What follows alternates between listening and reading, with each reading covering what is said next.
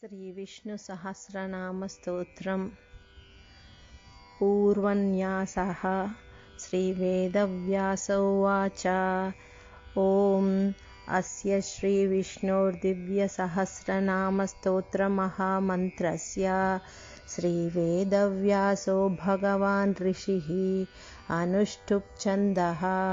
श्रीमहाविष्णुः परमात्मा श्रीमन्नारायणो देवता अमृतांशोद्भवो भानुरिति बीजं देवकीनन्दनसृष्ठेति शक्तिः उद्भवक्षोभनो देव इति परमो मन्त्रः शङ्खबृन्नन्दकी चक्रीति कीलकं शार्ङ्गधन्वा गदाधर इत्यस्त्रं रथाङ्गपाणिरक्षोभ्य इति नेत्रं त्रिसामा सामगः सामेति कवचम् आनन्दं परब्रह्मेति योनिः ऋतुः सुदर्शनकाल इति दिग्बन्धः श्रीविश्वरूप इति ध्यानम् श्रीमहाविष्णुप्रीत्यर्थे सहस्रनामजपे विनियोगः।